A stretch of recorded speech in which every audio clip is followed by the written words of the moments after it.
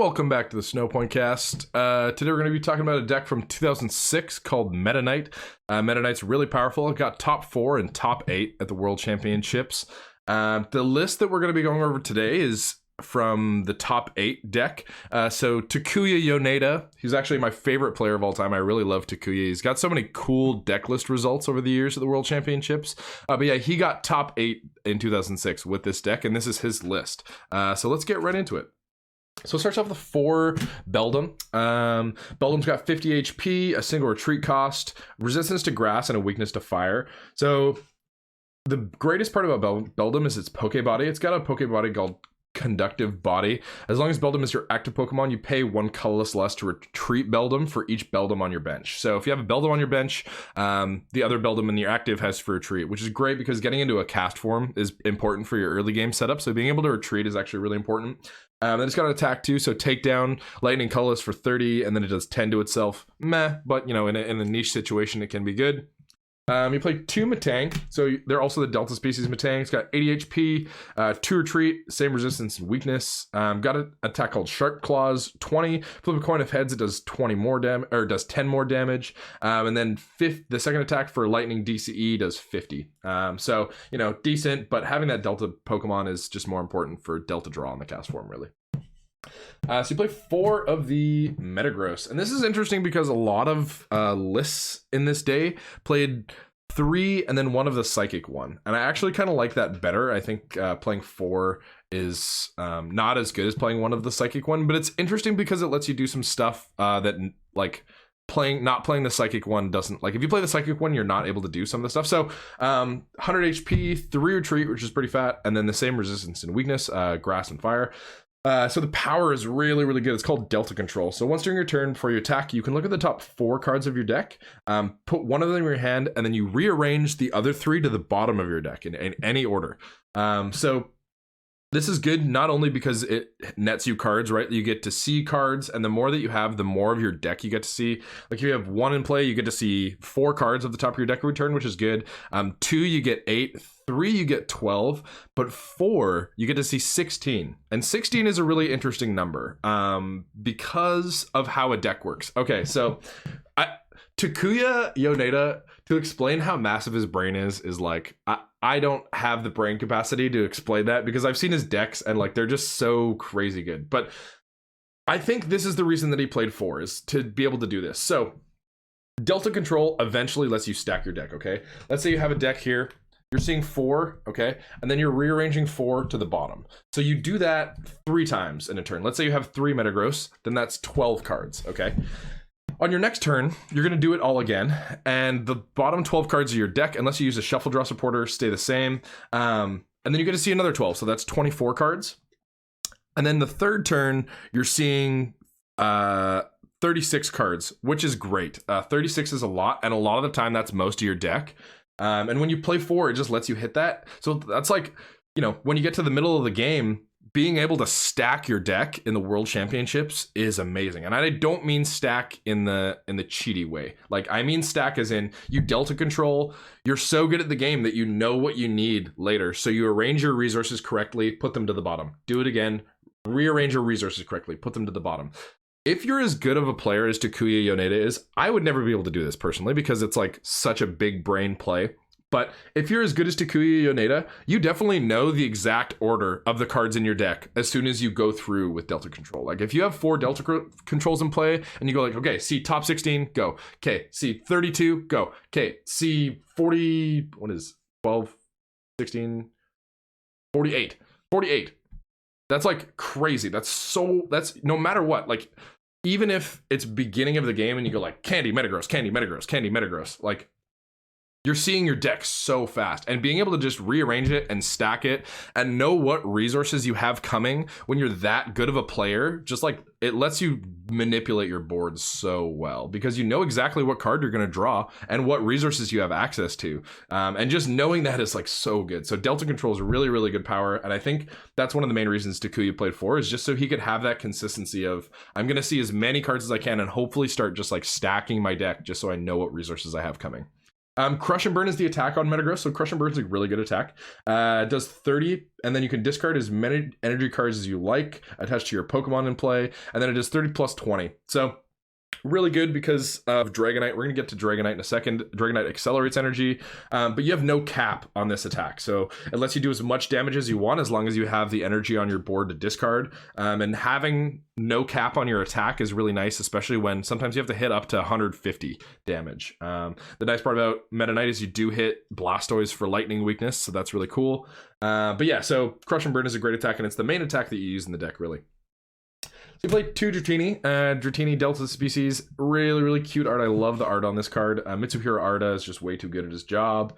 50 HP, it's got a single retreat cost, double resistance to grass and fighting. So that's kind of interesting. It travels up the whole line, so the whole line has a resistance to fighting and grass. And having those resistances can be really good depending on the matchup. But we'll get to that when we get to Dragonite. Single retreat, Thunder Wave for 10. Flip a coin if heads, the defending Pokemon is now paralyzed. So, it's okay. It's pretty good. Having a paralyzed attack, at least, if you're in a pinch spot and you need to paralyze your opponent's active, having that option is good. You play 1 Dragonair too. Also Mitsuhiro Arda. I really wish the Dragonite got done by Mitsuhiro, but, you can't win them all. 70 HP, 2 retreat, same resistances, single retreat, and then it has an attack called Twister. The Twister does 20, and then you flip 2 coins. If both of them are tails, this attack does nothing. For each heads, discard an energy attached to the defending Pokemon. So, kind of mediocre, but also something. At least it's, decent if you need to use that attack. But yeah, the reason you play it is for Dragonite. So Dragonite's got 100 HP. I didn't mention this about Metagross either, but Metagross and Dragonite are both dual type Delta species, so they're both metal and lightning type, and that's great because it lets them utilize special metal energy that lets them take 10 less damage for every special metal attached. So that's a really cool part about this deck.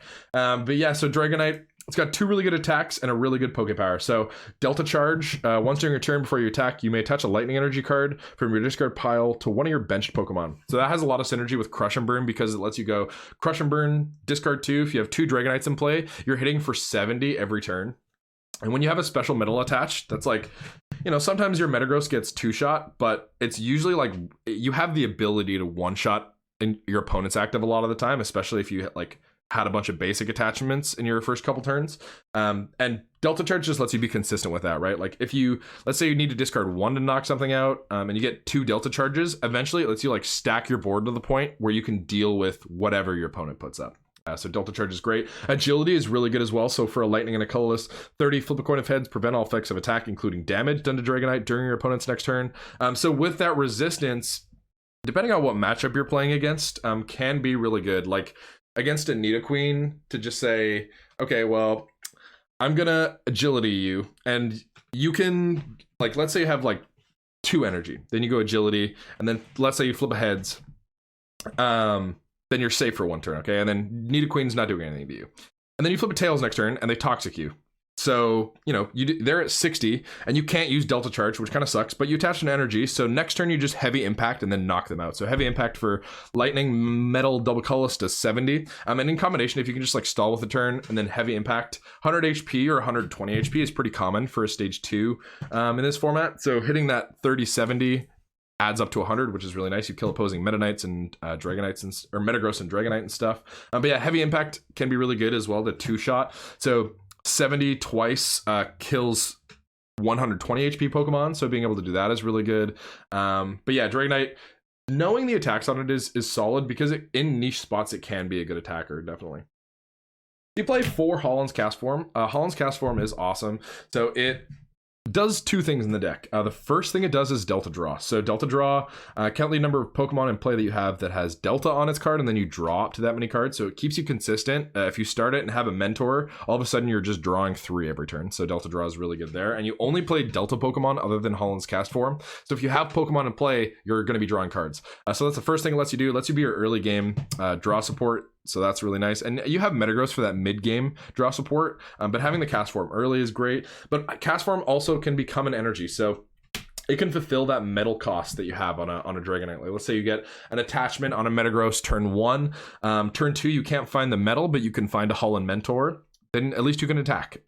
You do put the lightning back to your hand, so that the unfortunate part about Metagross is Metagross says you may discard as many energy cards. So with Castform, it's kind of unfortunate because you have the first energy card and it comes back to your hand when you attach it. So that's the only kind of drawback, is you have to discard it as a whole energy card. But you know, getting the metal on there to be able to attack is worth it a lot of the time. And it just like keeps your attachments consistent as well. Like you can get a lightning on the board, Castform it to your hand, and then you play a lot of Holon supporters, which like discard a card from your hand.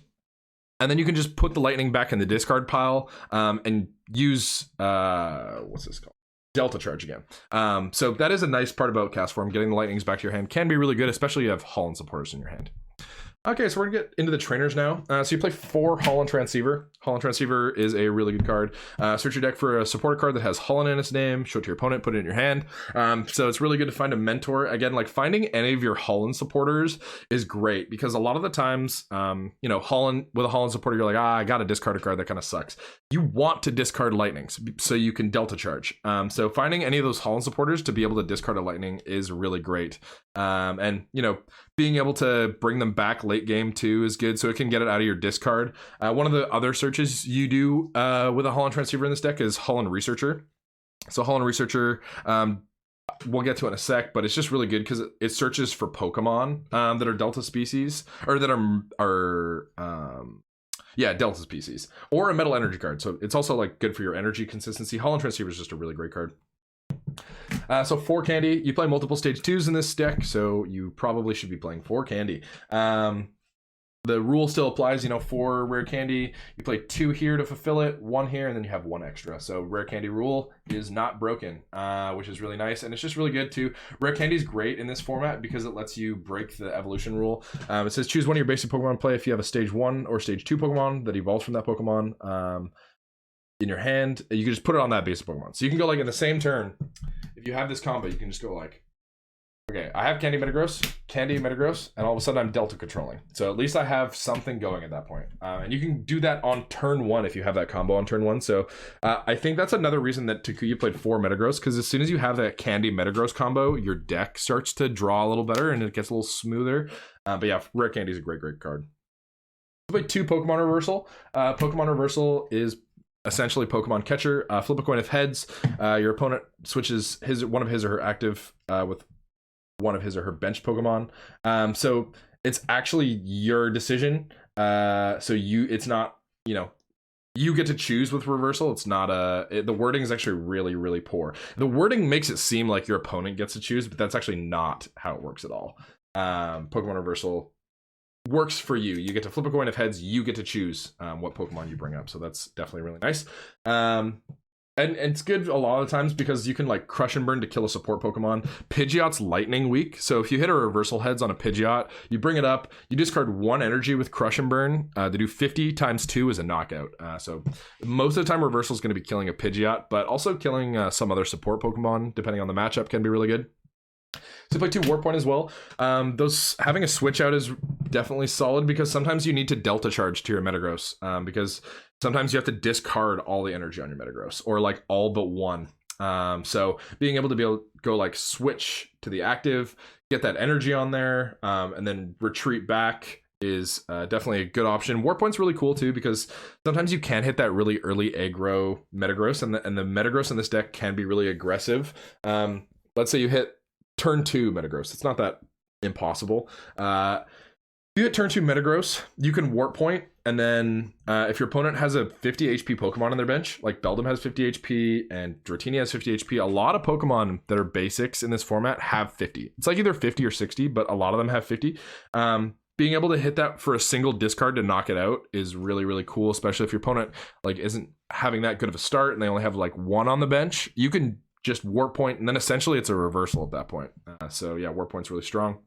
This will play Switch for the same thing, you know, Warp Point and Switch let you bring something to the bench to the active. So let's say you're attacking with a Metagross and you really don't want to keep attacking with it because it's going to die, and you want to keep that Delta control so that you can keep drawing cards. You can switch your Warp Point into another one and then start attacking with that fresh one and start charging onto the bench one so that eventually you can attack with it again if you need to, but keeping it on the bench, you know, you want to switch around to stop your opponent from taking prizes however they can. If you can stop your opponent from taking prizes and then you kill the stuff on their board and they're not killing the stuff on your board, like obviously that's really good. But not only is it good, it means that you very likely win because you have the draw with Metagross. Like if you say you're not going to kill my Metagross, I'm going to keep drawing with it. Your opponent often doesn't have that draw as well. So that draw can give you the footing that you need to win a game off of it.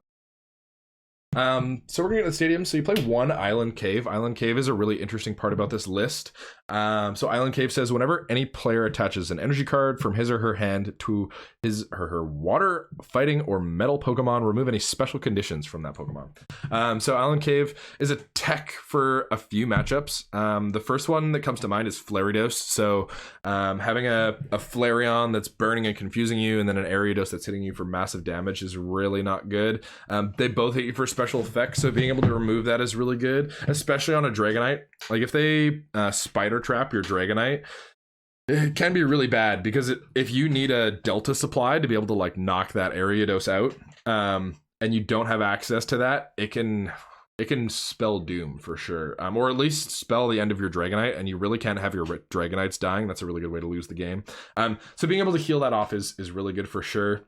It's really good against Nidoqueen as well. Toxic is a really effective part of this format. Shuts off Delta Control and Delta Supply.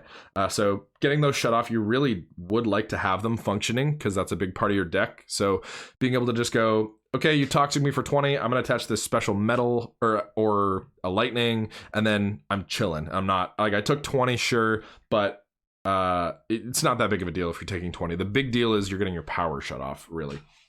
So yeah, Island Cave is a cool tech. You play 2 Desert Ruins as well. This is one of the parts about this list that I actually don't like too. So I don't like the thin stadiums. You only play 3, and this format is like so based off winning a stadium war in a lot of matchups. And like so many matchups play like 4 stadiums, like they play 4 Battle Frontier.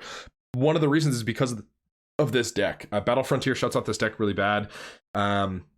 It just like says evolved metal Pokemon can't use powers, and that just like shuts you off entirely. And when they play 4 and you play 3, it just means like you have essentially 3 turns with abilities if you're trading stadiums evenly, and that's just like not great. But yeah, Desert Ruins, anytime in between turns, each player puts 1 damage on his or her Pokemon EX with a maximum HP of at least 100. So really good against Blastoise. LBS is a really powerful deck in this format, so being able to chip damage that into a KO with Crush and Burn is really solid.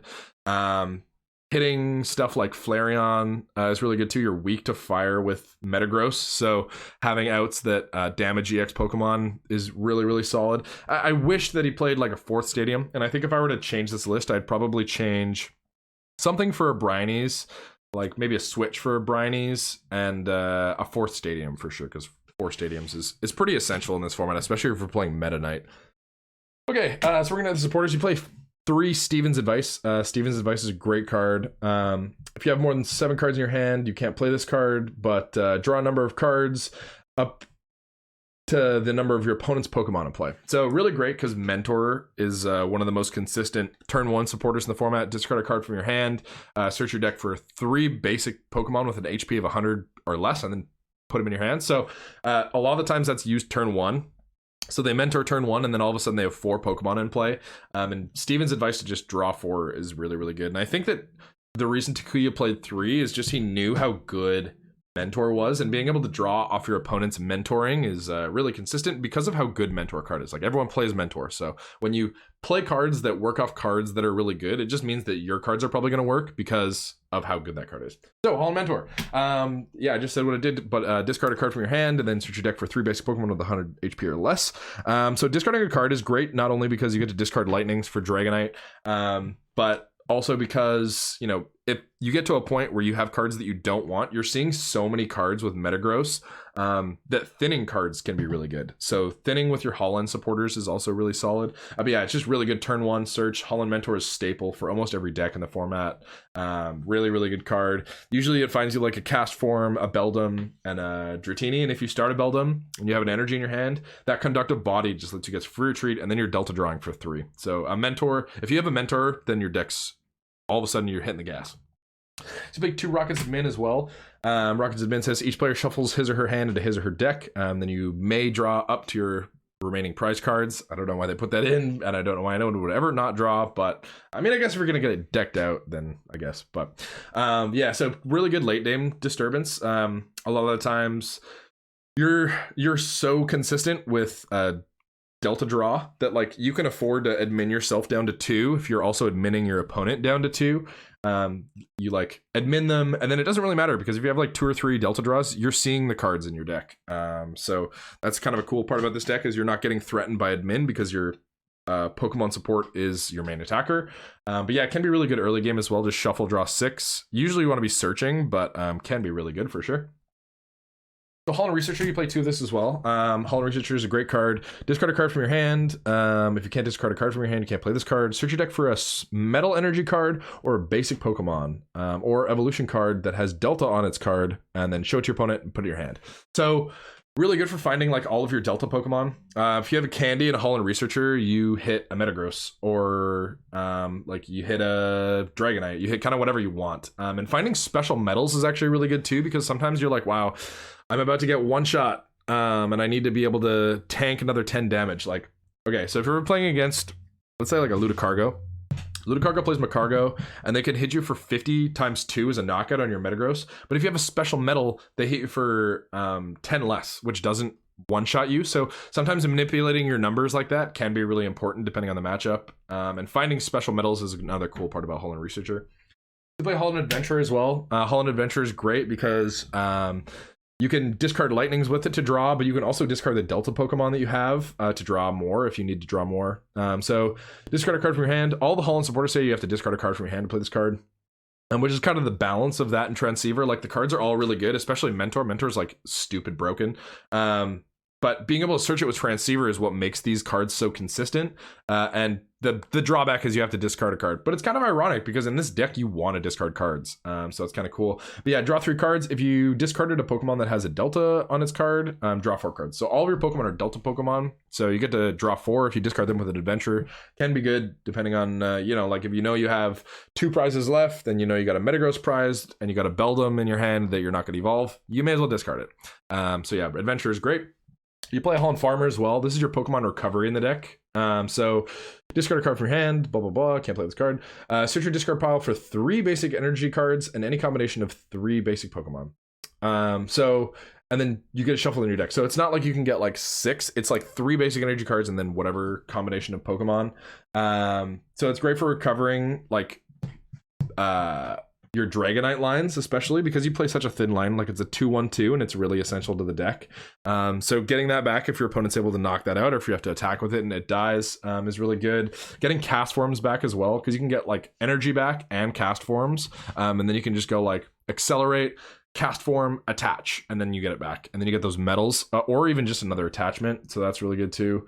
But yeah, it's mainly just for your recovery.